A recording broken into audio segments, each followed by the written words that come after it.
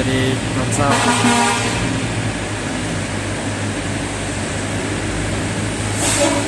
สวัสดีตอนเช้ารถบรรทุกทุเรียนจากประเทศไทยเข้ามาที่สายแดนบ่อเต็น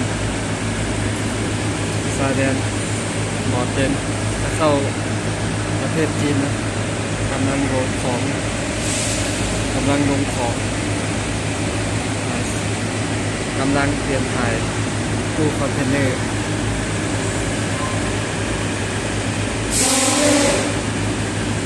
กำลังมาเปลี่ยนตู้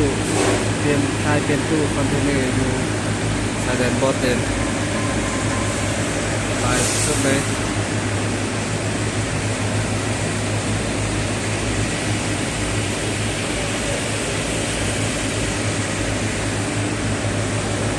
อันนี้อยู่ ICD ตัวสั่งตัวภาษาลาวสั่ง ICD เนาะ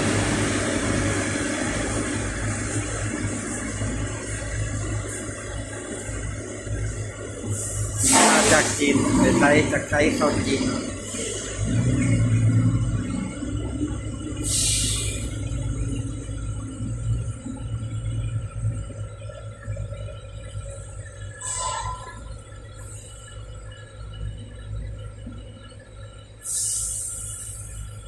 เดินสถานีรถไฟ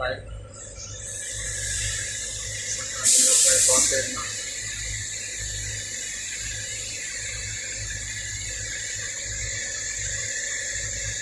เส้นทางรถไฟบ่อเต็นสถานีรถไฟ